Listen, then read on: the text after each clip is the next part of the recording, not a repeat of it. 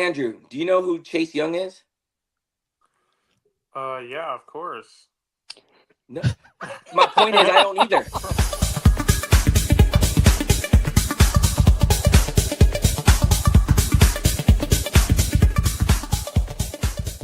Hey, Drew, These it's your defensive boy. teams. Kate Cunningham, what?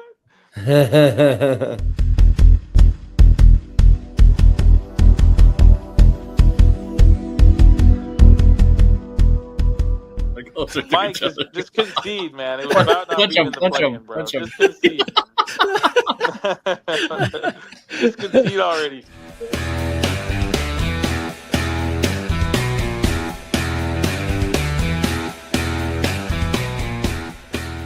We're back What's going with on another. with Mike's video? I know.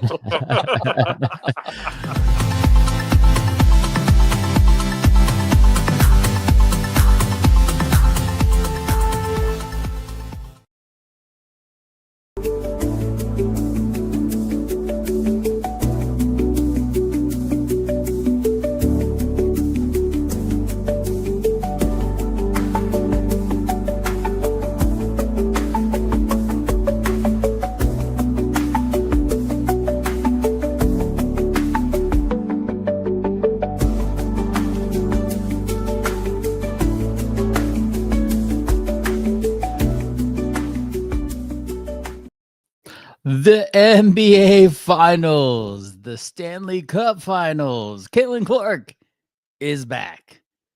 Oh, man, we got so much going on, man. Let's go.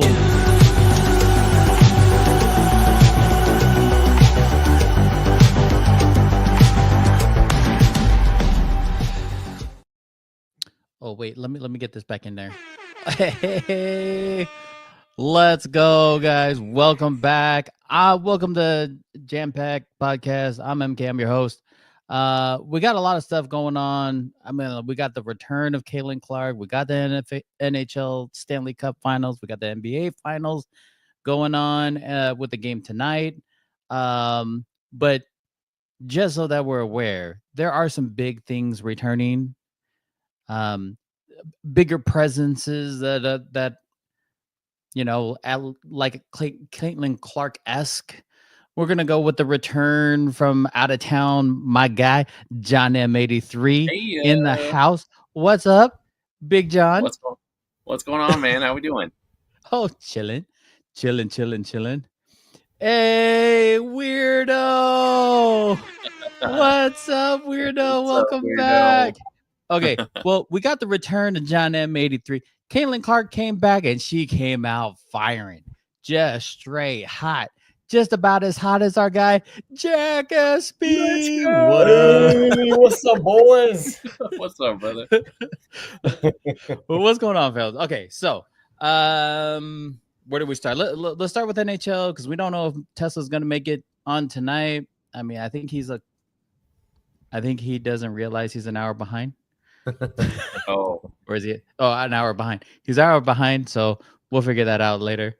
But let's go NHL, dude. Florida's up 3-2 in the series with Game 6 tomorrow. What are you seeing, John? Talk to me.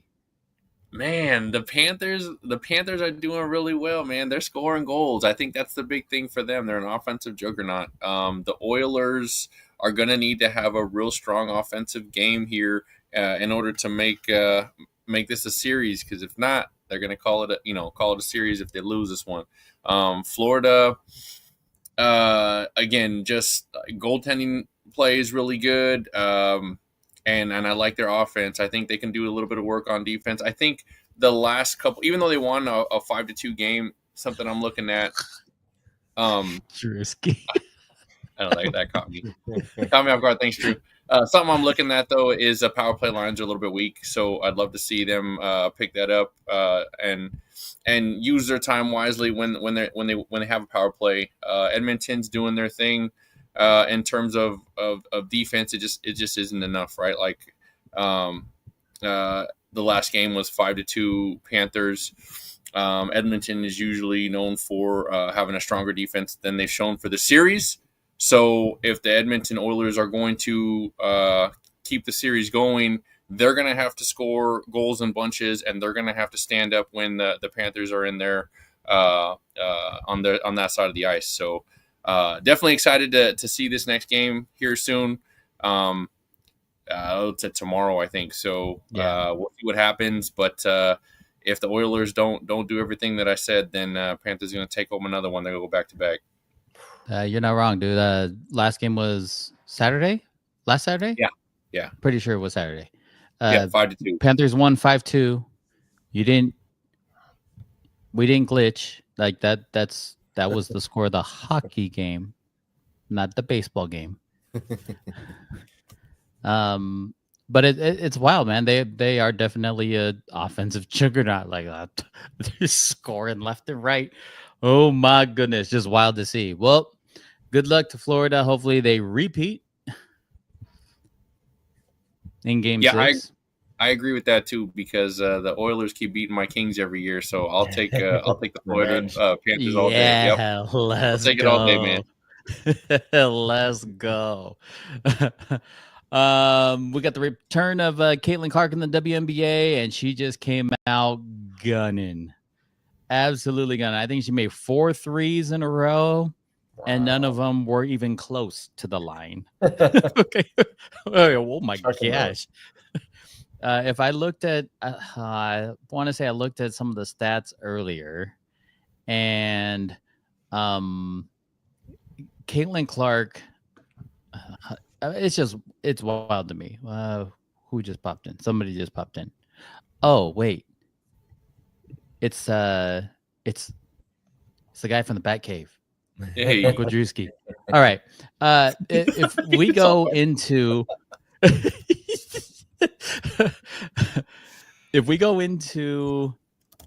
her Caitlin Clark's 3-point percentage for this regular season is higher than her career. I mean, for the regular season is 36.7% right now. yeah. But if we compare that to an unknown name's 2-point percentage, It's higher. Something's wrong here. Yeah. No way. I'm pretty sure her Caitlin's 3-point percentage from 3 feet behind the 3-point line is even higher than Reese's 3 foot from the basket percentage. It's just wild.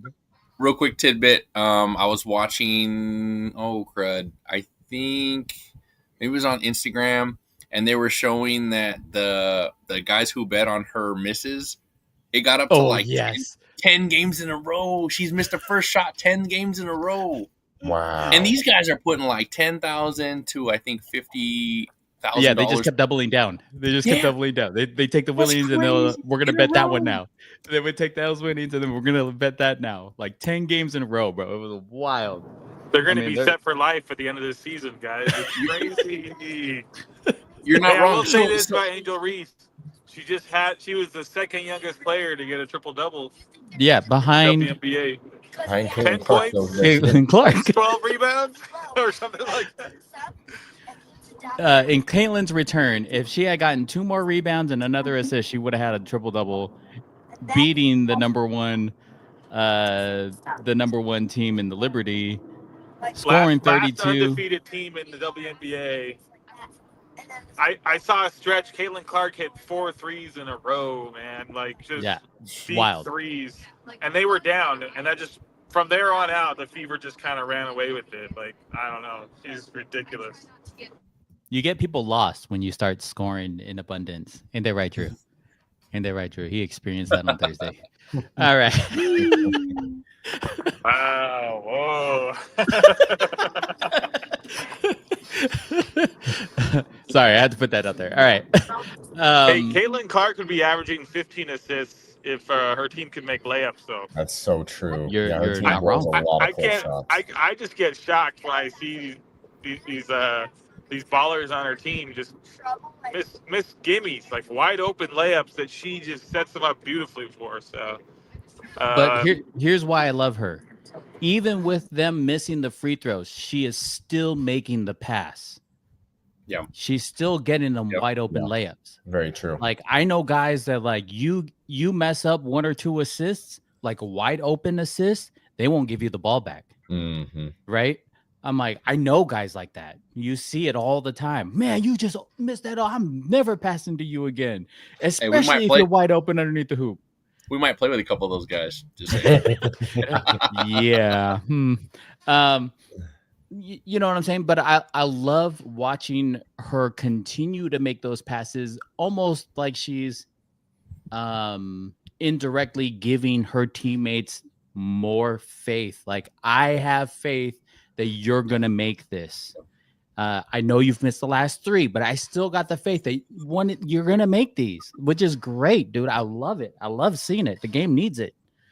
No, speaking of her assist too, I was watching NBA today. So I was watching it NBA today. And they popped up this stat. I don't think this is the right one. I tried to look for it, but so Caitlin Clark is tied with Courtney Vandersloot for the most 20-point 10 assist games in WNBA history. And Caitlin Clark has done that 10 times. So that's the WNBA record, 10 times in just 42 games. Right. Courtney Vandersloot needed 394 games to get to 10. That's so wild. The amount of records that she's breaking is wild to me. One of the things that I saw is when she got injured, the ticket prices for that game, once they announced they were injured, they were at $125 per ticket. They announced Caitlin Clark wasn't going to be playing for that game, and those ticket prices literally bottomed out. They went from $123 down to $5 a ticket, which is absolutely nuts. Right? They're like, well, I mean, who's going to come? Like, everybody's there to watch her play. Mm-hmm. And I love that she's just playing. Like, I'm going to show up. As a Clipper fan, John should know what that's like, right? Really good. Yes, guys just need to show up. Thank you for reminding me. Yes. 100% true. No Kawhi today. Come on. I mean, we experienced that. We went to a Clipper game and we were like, oh, let's go to this one. Like, you know, Steph is gonna play. They're playing the Warriors. Steph's gonna play, blah, blah, blah. He did amazing like 2 nights before, whatever. We get to the game. I mean, we paid top dollar, whatever. We get to the game. Right before the game, they announced Steph's out. Great. Absolutely fabulous. Come on, man. And then he played the next night. I'm like, I can't. You can't even make this up, man. It's just wild. Speaking of the NBA, let's move on to tonight's game. Thunder get the win 120-109 against the Pacers. I heard this wild stat earlier today. If the Pacers do not score 110 points, they do not win the game. And I was like, well, really? 110? That seems a little wild. Like, I've heard, well, if they don't get, if they don't score or if they keep a team under a certain amount, then, they have no point of winning. But so far in every game, if the Pacers don't score 110 points, they're not winning the game. Now, on the flip side, I don't know what I know, Jack, I know you watched the game. John, did you catch any of the game at all? I just caught bits and pieces. What did you see, Jack, out of OKC that basically helped them? I mean, I have my opinion, obviously, on what the Pacers should be doing, but I'm not the coach. So what would you see while as you were watching the game? No, I mean, there was a lot tonight. Like, just like the way that the Thunder came out, like they were playing so fast, and because usually, we see the Pacers playing with so much of that, pace and speed and getting up and down the court, all these transitions and points and everything. But the Thunder were just, with their defense, they were forcing so many turnovers, so many points off turnovers, so many fast break points. And then it's just been crazy to me to see how good J-Dub has gotten around the basket. Like with his drives, like left hand, right hand doesn't matter. It's like I'm like, holy crap! Like his, it's funny to watch him because he struggles at the free throw line, but then he'll make like these contested layups with like 3 guys on him. Yep. So I don't know. It was just, and obviously he went off for 40 tonight, which was crazy. But yeah, just watching him and then SGA and then obviously Halliburton. Yeah, he's been like dealing with that injury, but just the fact that like your star player doesn't make a field goal all game. He didn't make a single shot from the floor. He only made free throws. Yep. I'm just like, dude, like your best player didn't score from the floor. Like he has to do more. I don't know. It was just crazy, like how well they were able to limit him. And McConnell came in, huge spark off the bench for them. I thought McConnell should have played the whole game after that, bro. Yeah. Like, Right. but You're not wrong. the Thunder did incredible tonight, and the Pacers were able to stay in it for the most part. I thought, like, I was like, how are they only down by 6? But yeah, the Thunder controlled it. John, what do you see? Why So- is the Pacers like doing so bad? So I would say a couple things, right? And you already talked about Halliburton, so I won't say too much more off of that. But Nembhard is kind of the same thing, right? Only seven points, 3 assists, 3 rebounds or as a starter. It's not good enough. You're not going to win like that with your starter, right? Obi Toppin gave 12 points off the bench. That was nice, but the point that I want to make here is Indiana Pacers settled for a lot of threes that didn't go in, right? So Halliburton 0 for 4, Nembhard 0 for 2. Obi Toppin 1 for 5.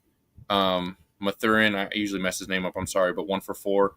Like those are all just shots when they don't go in. Could you have looked inside a little bit better? Was there a different look that you could have made, before you released that ball? These are things that I think of as I'm not a great 3-point shooter. So if I'm wide open, yeah, I'll take the shot. But, normally I'm looking for a pass or someone with a little bit better percentage. So I think that was the big thing that stood out for me. Drew, what did you see? So there's a few things. I mean, first off, OKC just looked like the dominant team. They're playing their defense. Some adjustments OKC has made that's really made a big difference is they're giving Caruso a lot more minutes these last 2 games. And I didn't know this. I mean, like, I've seen it, but it's kind of like becoming a normal thing is when he switches onto a big man, he can still D up a big man by himself. And he's not a big guy. So he's all over the place. He was causing a lot of problems, him and Dort for Halliburton. They really just took Halliburton out of the game. They were denying him the ball. He didn't have an opportunity to shoot. He needs a little space to get his shot off. They didn't give him any space, and they're making other guys beat him. But one of the biggest differences I saw is in the fourth quarter. In that first game they lost, SGA was doing a lot of one-on-one, just trying to go. And this game got close. He trusted his teammates. You're not wrong. You are absolutely not wrong. I totally get what he's saying. I know he's cutting out, so and is off now. But you're right. Before, when the games that they did lose, he was playing more one-on-one. He was playing more hero ball, right? Tonight, definitely more of a facilitator. I mean, yes, he scored 31. We expected him to. Still does his stuff, but when he gets in trouble, he came off with 10 assists. Here's my biggest issue. Pacers, your starting 5 have got to do better. Yep. Siakam got his 28 and 6, but your top rebounder is off the bench. That's crazy. Okay, your top rebounder was Mathurin with eight rebounds. Mm-hmm. Okay. If you're going to be on the floor, like, I get it, right? But essentially, your starting 5 has got to do better. And it's welcome back, dude. Dude, I was talking for like 10 minutes right now. Where did I fall off? That's great. That's awesome. I mean, and to continue that, like, your starters got to do better. Your second highest scorer is also off the bench. So you're not going to win very many games. I mean, you might be able to keep it somewhat close, and if they were to keep it somewhat close, I think they would have came out on top. But your starting five has got to do better. They've relied too much on Toppin off the bench. They've relied too much on Mathurin off the bench. Like, somehow you've got to get more production out of your starting five. And you know, Jack, you're absolutely right. Like 4 points, not a single field goal from Halliburton. That's crazy. I mean, there are other ways to contribute outside of points. I used to harp on that on my own team. Like, there's other ways to contribute. You can play lockdown defense. You can be the best rebounder. You know, box out your guy. Like, there's so many other ways to contribute outside of being the top scorer that you just somehow got to produce. Yeah, no, and especially with what you're saying about the guys coming off the bench, because you know, like the Pacers. I mean, I don't know. It's been, you know, back and forth between Siakam and Halliburton throughout these playoffs, but I think most of us would probably say that Halliburton's the Pacers' best guy, right?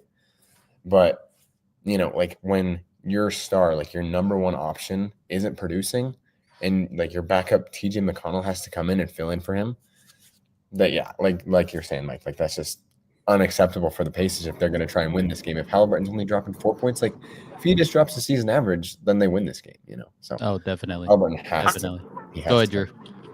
I don't know if you guys got this, but something I noticed that the Thunder coach did is he was throwing guys in there to get breathers. He was taking SGA and Chet out together for like 1 minute in the fourth quarter. And you kind of have to do that with the Pacers. You do that with Jalen Williams and Caruso would come out for a minute, but then he'd get them back in. And he was getting them these breathers the end of the third quarter through the whole fourth quarter. Where I saw SGA go out, there was like 7 minutes left in the fourth quarter. All of a sudden, SGA's on the bench for a couple possessions. And he had to do that because the Pacers run such a deep rotation that their guys aren't tired at all at the end of games. And I think that's where they got caught in those games they lost.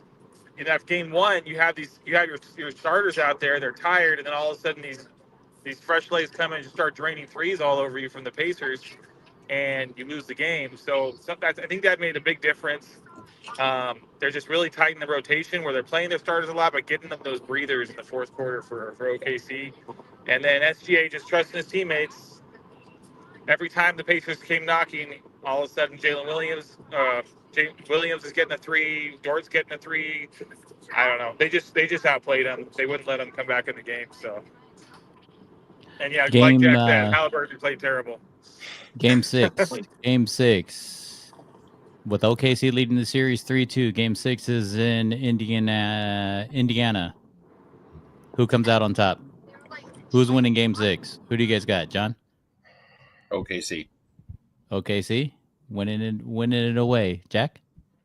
Yeah, Halliburton's a little banged up, and just I don't know. I just feel like the momentum. I mean, I guess we're fresh off this victory tonight, but I don't know. I think the Thunder close it out.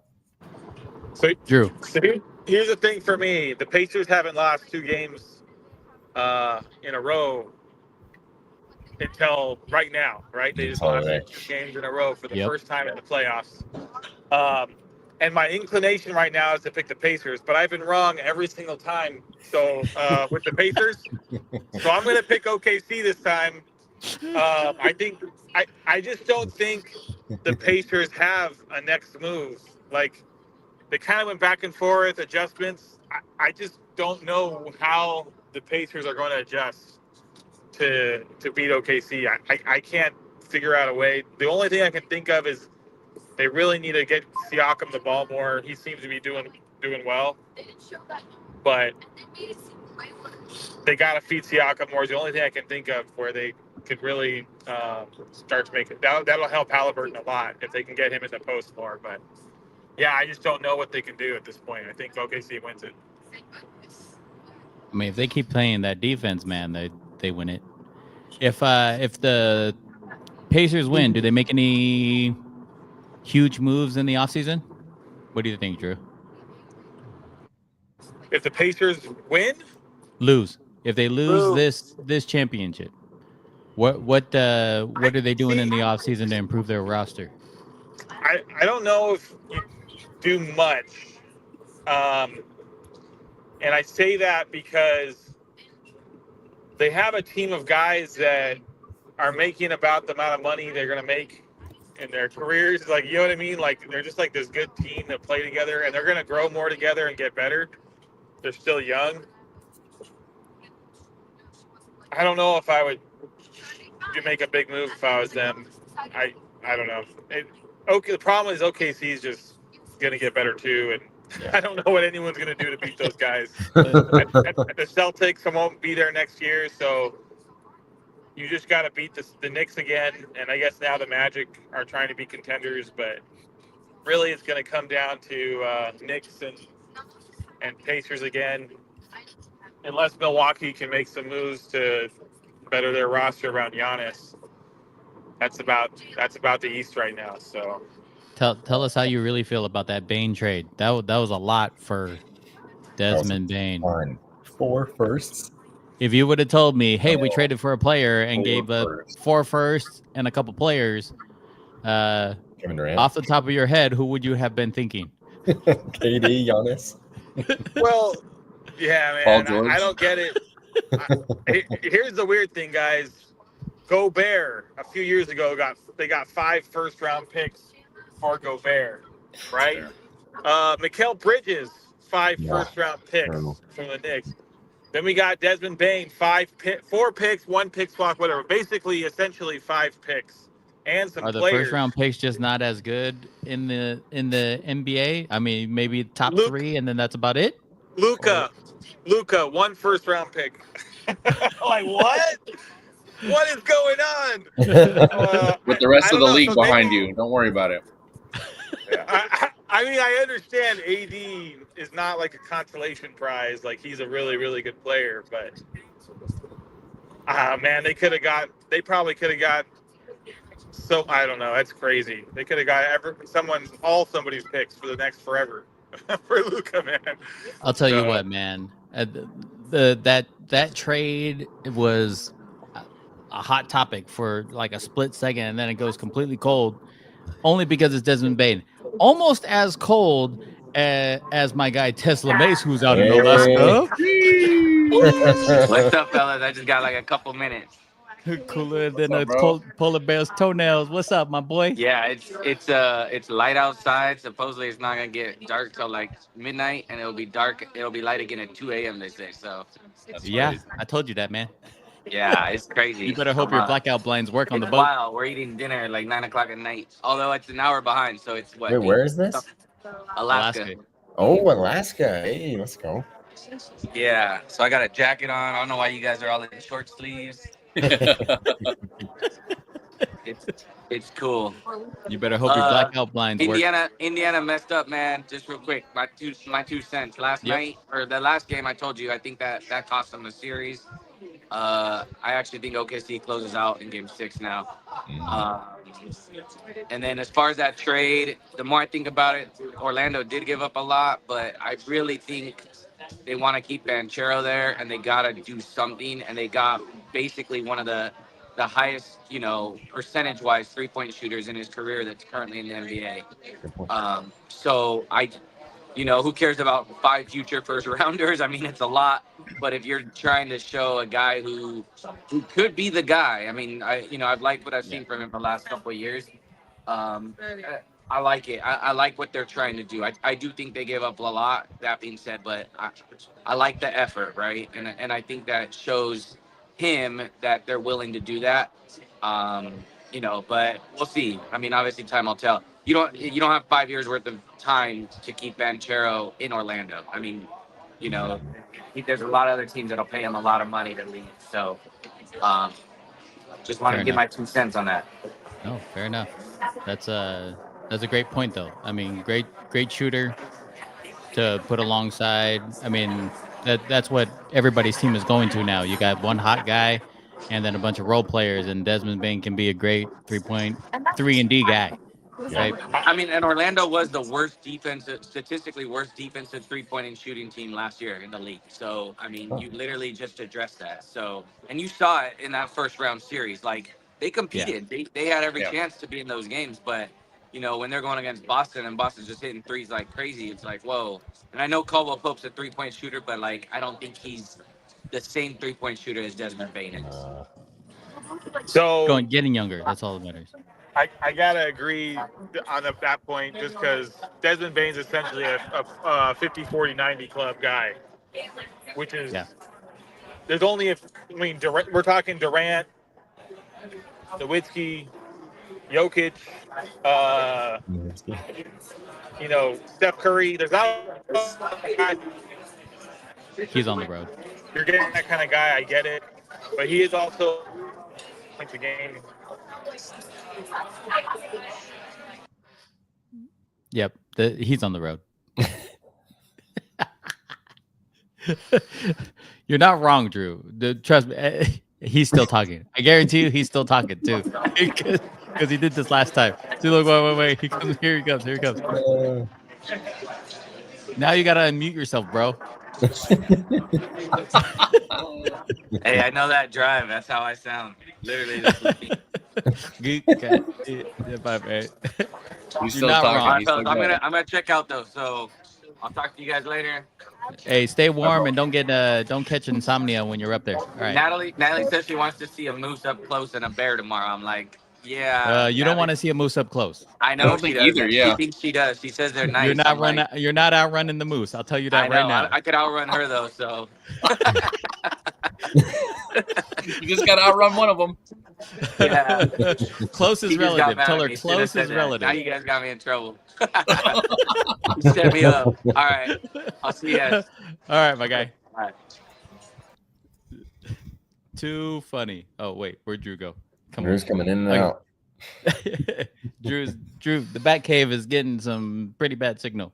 He's probably coming down from the hills. So, no, I completely get it. So trade definitely a little more convenient for the Magic. Like I get it. The first round picks do seem like a lot, but at least in my opinion, unless it's top 5, do I necessarily care? It definitely doesn't hurt as much as it would in the NFL for sure. Yeah. Yeah, I definitely agree with that. Oh, yeah. And Magic are in win now mode, right? Like it makes sense. Like the thing is as crazy as it seems. You can throw it on paper and it's crazy on paper, but you're in win now mode. It makes sense, right? If you have a chance, if Banchero's happy, you know, Franz isn't anything to sleep on. They have a good core team. So just adding one more core piece is the right move. You know, they might be able to swing, you know, maybe a bench player or two as they go, right? A mid exception, I think is what it's called. I don't know what it's called, but you can get a player to come off the bench, right? So I don't think they're too many pieces away from being a serious contender, you know. I honestly think they're looking at the Pacers and are like, we totally could have been there if we just had, you know, 1 or 2 extra pieces. Improvement here, improvement there, and we'll be right. You know, we're right in contention. So I agree with that. You know, I really liked Cole Anthony coming out of college, and I thought he was going to be more of a player than he is. And you know, and I don't know if maybe Jalen Suggs just peaked better, so he got the minutes that Cole Anthony didn't. But you know, if we were to say, you know, they had a stronger bench, a little bit more depth, you know, I think they're just about there. So adding Desmond Bain's one more piece to it, I think it's going to be good. See what happens next year. And knowing with the guys that they have too, like the ages, if you look at him, because I mean, Bain's still, you know, he's in the prime of his career right now, 26 years old. Right. And like it helps the Magic so much that, you know, Wagner's 23, Banchero's 22. So like, you know, Banchero is one of the better, you know, young stars in the league right now. Like he's still coming up. Like he's already really good. But I mean, he's still probably a couple years away from his prime. And so, you know, you had Bain in there, and obviously the East, it's weaker, you know, compared to the West. So, you know, hands down. I like the move for Orlando. I like it for Memphis too, though. I like the idea of Bain being there to add a little bit more of like a veteran presence, you know, the shooting, the defense. But on paper right now, until we see how Bane plays with the Magic, I just like it more for the Grizzlies on paper because, you know, obviously that boatload of picks for that guy. And then you get to me, a solid guard in Cole Anthony, someone that, like John said, I think, you know, he just hasn't risen to as much of a level as we thought he would yet. But then obviously, you know, you have a proven veteran presence in KCP. And I think it's nice for the Grizzlies too, especially if they're going to rebuild. It's a good first step. So I don't know. So here's my question to you guys. If they are gonna rebuild, do they start shopping John Morant now? I think so. He used to be. It used to be where he has a lot of he was a lot of flash. He made more of his shots though. I mean, I'm talking 7 to 12 feet away from the basket, right? Mm-hmm. More 3-point shots were made. Now it just seems like I'm a terrible comparison, but it seems like he's gone to more like Blake Griffin type highlights, right? Where you're not getting the same production. Now his stock is high right now, but if you're really going into rebuild mode, do you shop him out now? You just got 5 first-round picks. Do you shop him out yet now? Try to get more value, maybe younger value. I think he was hurt towards the end of the season. But I mean, he's still just off of last season, averaged 23, 4 and 7. Yeah, it's not bad. but he's 45. You know, it's 45% field goal percentage. He's 78th in the league. Yeah, no, if I'm in Memphis, especially after making that move already for Bane, I don't know, like just right off the bat right now, I like the idea of shopping Morant because, like you're saying, Mike, like his stock right now is still high. Yep. I mean, he's still young. He's still only 25 years Right. old, but you know, like just with obviously like all the off the court issues, suspensions, blah blah blah, but also just with the style of play, like people have talked about this before, but just the way that he plays with his drives to the basket, you know, his jumps, his dunking, like, you know, he's just bound to get injuries more often just playing the way that he does, you know, being on the floor all the time after like driving to the basket, you know. So I think, you know, while his stock is high like this, and you've already made this great move to get these guys in here, shop John Morant around, get more picks, get a few more young guys, maybe if you can. Just get some extra pieces, and I think start the rebuild. Oh, sounds good to me. Well, So and I think you guys rather trade Ja or Triple J? I'd rather trade Ja because Why not Ja? Because Jaren Jackson Jr. They're the same age, but I don't know. I think I like Jaren Jackson because obviously, you know, defensive player of the year candidate, and he's already won it. He's a big center. He can shoot. I just think he's Keep the size. Yeah, like the size, the defense. I just think he has more unique qualities than John Morant does, and you know, just I don't know. I just think he's more versatile. And the ball gets played a little bit like inside versus outside, right? Because then Edie has a chance to stretch and be, you know, open himself up, right? So now you, not that you didn't have Jaren Jackson and Edie before, but you have the opportunity now for those players to kind of flourish and grow versus the ball having to go through Ja first and then figuring out where it lands up after, right? And Edie's not necessarily the garbage man just cleaning up people's missed shots. He has a chance to be able to, you know, stretch his wings and kind of grow as a player. And I think that would be good for him. And obviously, I personally think that, you know, John not being there, from a role model standpoint, probably helps out, you know, those players that are trying to grow and be a little better too. Just from a stats standpoint, Drew, this is for you as well. Triple J averaged 22, 5.6, and 2 assists per game. His field goal percentage is at 48.8. That's 38th in the league compared to Jaws. I don't know. I honestly think they should shop Ja. because you never know. I mean, if you're getting 5 first-round picks for Desmond Bain, can you imagine how much you would get back for a player like Ja? Like you could literally build your stock capital or your draft capital for the next 5 to 6 years and come out like OKC. Be the new young. OKC, exactly. Yes. Like right now, man, like OKC is just getting richer. Crazy. And if you got to compete with OKC, oh man, okay, let's figure this out. How do we compete? Everybody's just getting older. Ja's getting older, a little more hurt. He hasn't played didn't play a full season last season. I mean, to me it makes more sense, but I was curious on how you guys felt. And the only reason why I bring up the shooting percentage dropping, the year before in 2023 he shot 47%. 2022 same thing, about 47%, just a little under 47%. In 2021 he shot 49%. Okay. Even in 2020 he shot 44.9%. So he's dropping. I mean, it's the lowest field goal percentage. This last year is the lowest field goal percentage he had in 5 seasons, almost 6 seasons. Like that was his sophomore year that he had that shooting percentage. So I don't know. Some of that is due to coaching, though. They changed their game plan. They went away from the pick and roll. They're trying to get him to stop going to the basket as much because they don't want him to get hurt.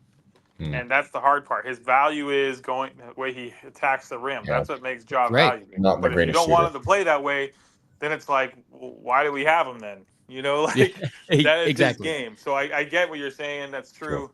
If he's not going to continue to be that guy who plays downhill and attacks the basket, then his value isn't going to be as high. He's not going to be the guy that's bringing you to the number 2 seed in the West. But the thing is, he can be. That's what's frustrating. Is like, man, that guy can be the best or one of the best guards in the Western Conference, which is stacked with guards. So, that's why you're not wrong. He can be. I think, but if, like you said, if they're not going to facilitate his style of play, why not move on from him? Give somebody else that opportunity to play that style, who wants to play that kind of style. We're just going to high pick and roll. I mean, we've seen it before. We've seen that style before. Believe it or not, Harden has that style, right? He wants the high pick and roll, whatever. I'll step back 3. I'll get the switch, step back 3. I'll get the switch and we'll drive to the basket. He's not as high of a flashy finisher as Ja, but he wants to play that style. He wants to play, like, would he come out and say, I am the system, right? I'm going to play high pick and roll. I'll make the right play. Like that's Ja's style. Like, I want to play the high pick and roll and I'll go through, I'll make a play. But I mean, give another team a chance, I guess. I don't know. If Memphis, if you don't want to go with that type of style, then nobody's forcing you to. Nobody's forcing you to have to like move the ball. I mean, no one's forcing them to win games, I guess. My goodness. They had a good run. They had a good stretch in the season. Their choice. They had a good stretch in the season, and in that stretch, they ran the high pick and roll. They were doing their old stuff, and then their coach gets fired, and all of a sudden, that goes their whole season. Got to be some kind of cohesiveness in the front office, right? Between the front office and the coach, man. Like, coach is going to get you. The coach's sole job is to get your players to get them into the position to win, right? No matter what that looks like. Bro, if I cannot play a high pick and roll because my guy that's handling the ball is not a high pick and roll type of guy, don't play a high pick and roll. Like, that's just not good coaching. I'm like, you got to tailor your offense to your players, or vice versa. Like, Mhm. only get the players that are gonna run your offense, or they're gonna be a good fit for your offense. Like, I don't get it. I'm just a regular. I'm just a couch coach, bro. What I don't know how long your Bro. comments been sitting there, bro. My screen hasn't been on comments, bro. My bad. I just saw I know we just saw it. I promise you. NFL is coming up close, man. I love it. I love it. I love it. Love it. Love it. And a lot of high praise coming out of Vikings camp. I think today was the first time in I think the last 3 or 4 days that JJ McCarthy actually threw a pick. He hasn't thrown a pick in the last Wow. like 4 days of Oh, camp or something like that. Impressive. Something wild like that, which is pretty impressive for any quarterback, right? But for somebody who has a lot of hype coming out of not playing all of last season, Yeah. right? Darnold played, got hot, whatever. Mhm. But JJ McCarthy's got the weapons, and if he's making all these plays in camp, man, I'm kind of excited to see what's going on here. Dang. Kind of excited to see what's going on here. The Bengals, hey Drew, Bengals, they released linebacker Pratt, who was not Yeah, he got only picked up, right? what's that? He got picked up by someone, right? Oh yeah, by a very smart team. He had his season high number of tackles last year. Was also their linebacker captain. I don't know what's going on with the Bengals. I don't know if they're just like, hey, we don't like defense. We're gonna We go don't all like offense. defense, yeah. We're All gonna be the offense. Patriots and just play all offense. Score In 90 fact, we don't points a even game. want to line up people on defense. We just we'll Just take let the them- guys. We'll take our kickoff team, and then we're gonna put them on defense, and we'll see how we get how we do. But you're not wrong. Pratt got picked up, and they got picked up by the Raiders, who is going to end up being a starting linebacker for the Raiders. I promise you that, because our linebacker core is slim, very slim. It was slim to begin with, and then we lost Spillane and Divine Diablo to freaking Patriots, and I'm like, oh, man, now we really don't have anybody. And then, so we picked up a Landon Roberts from the Steelers. We got a couple of young guys, but then we ended up picking up Pratt. We signed on Jalen Smith, who didn't even play last year, giving him a chance. Like this is what I wanted to see out of Pete Carroll. Like he likes to take these players that are like, oh, I've been slept on. They wrote me out, blah, blah, blah. And he like gives them a chance. Like, okay, let's plug you in and see how you compete. Devin White, another dude written off, was an elite defender for many years, and I get the drop off, but come on. You can't tell me he's not better or worse than 32 different linebackers in the NFL. Fair. I mean, and I get it. But that's what I'm looking for, man. I'm looking for create that culture of competition, man. Like I want to see my guys compete. Mm-hmm. I want the cream to rise to the top because there's actual competition, not like, oh, you were 5-star. You're 5-star in high school. Yeah, you went D1. Let's go, All-American. And then exactly. You're like your spot solidified. Like that's not cool, man. Like I just don't get it. I don't get it. But it is what it is. We're on the come up.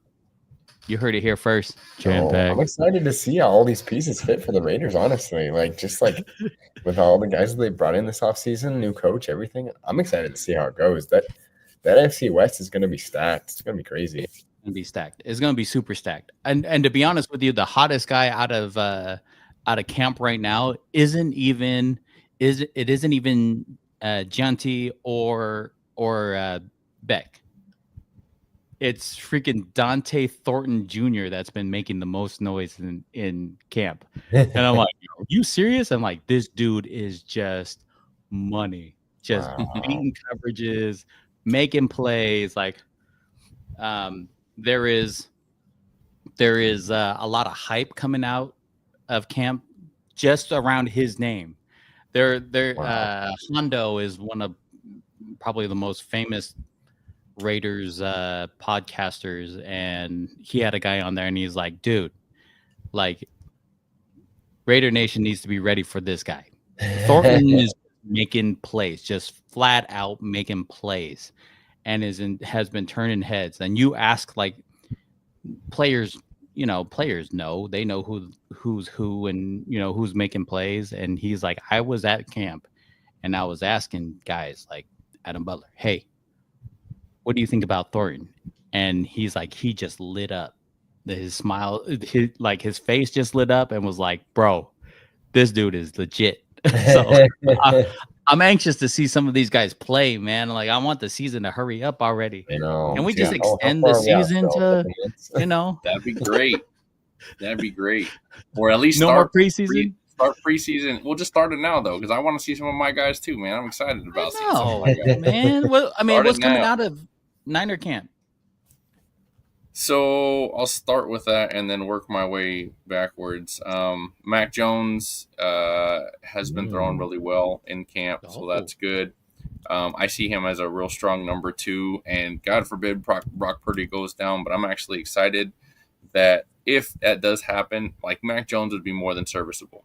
I know that's not going to be a great take for Tesla. I understand that. We'll talk about that when he gets back on. But I think it could be worse, I guess is my point. So I'm excited to see that and see him continue to grow.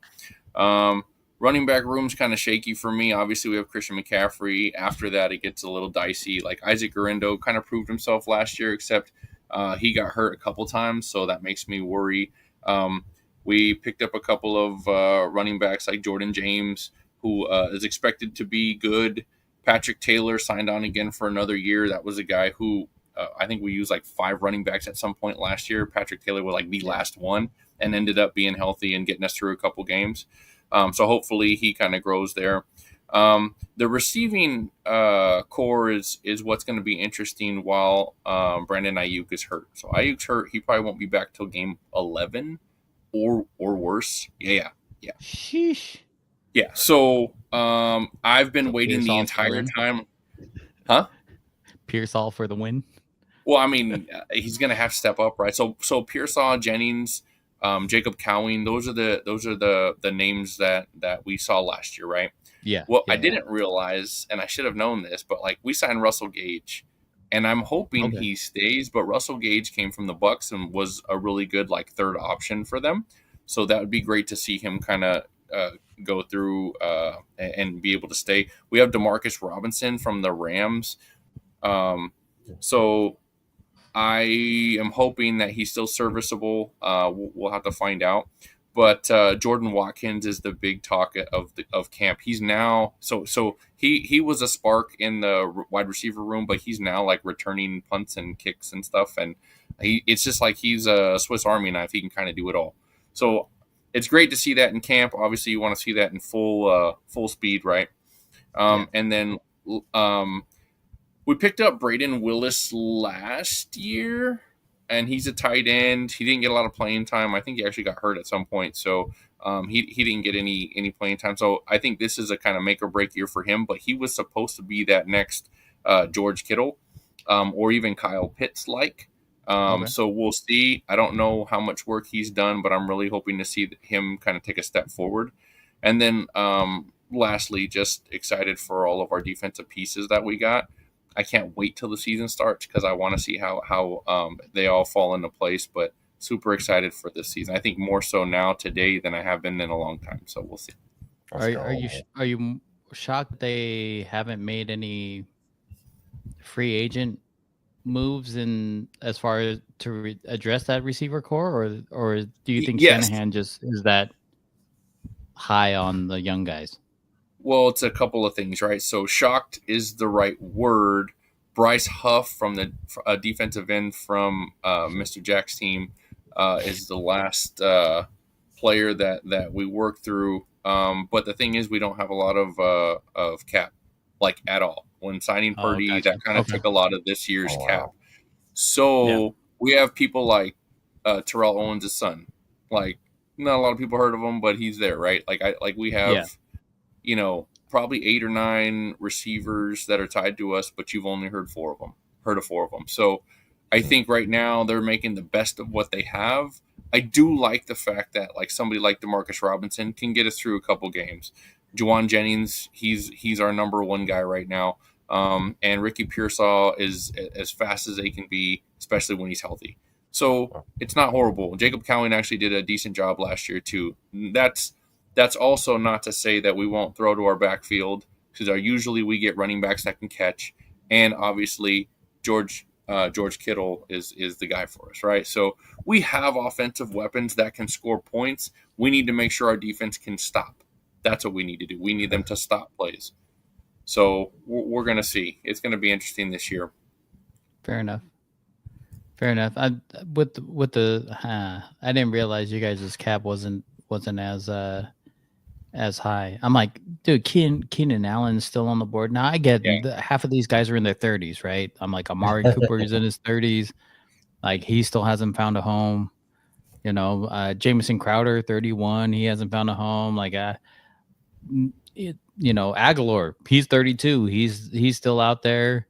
But you have some young guys like Tutu Atwell is a serviceable receiver. He's only 27. Well, I said it earlier. I probably in one of the other podcasts, but I said it that Amari Cooper would be a good fit for us. Now he's not going to turn and burn, but with the pieces we have, Amari Cooper can get open. That's it. Right. Just that's catch all the you ball. need. I don't even care if you fall down afterwards. I really don't. You don't got. I don't need Right. the yak. Right. Let's just catch the ball so that way we're moving the ball forward and fall down. Right.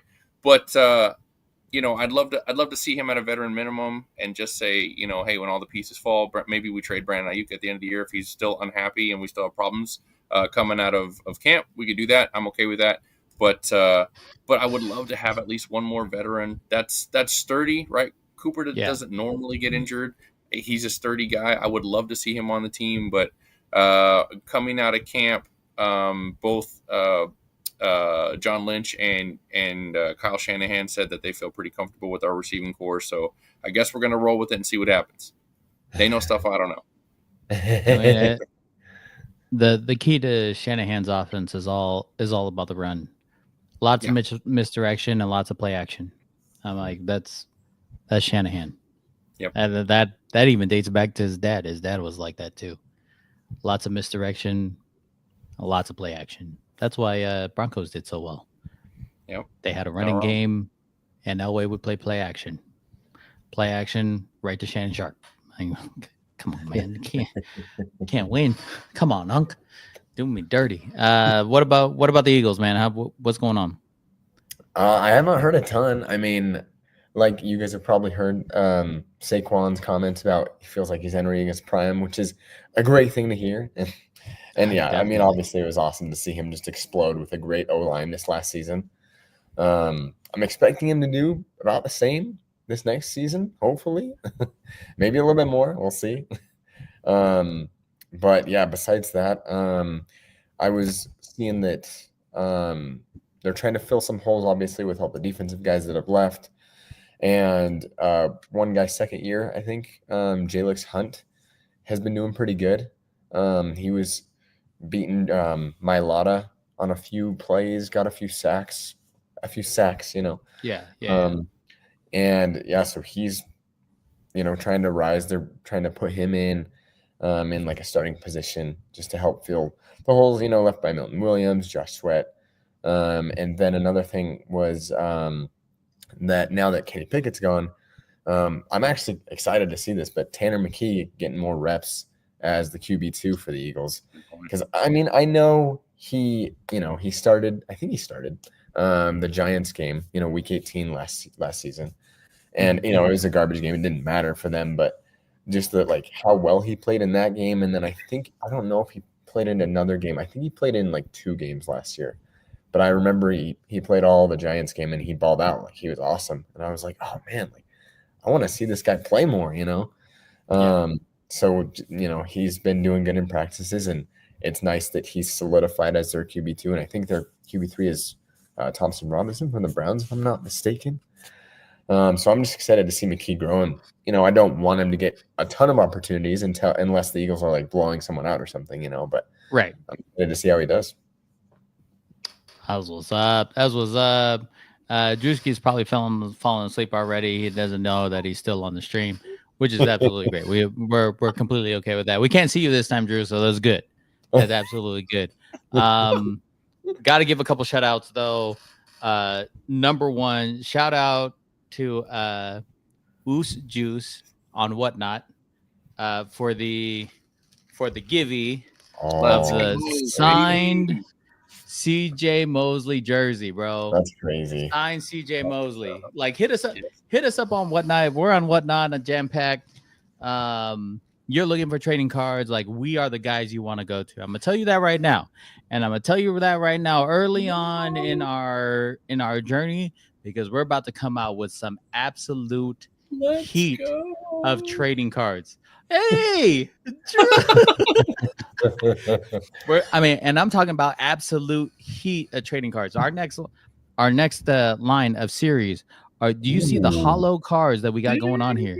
Yes, that like these are nice. They're shiny.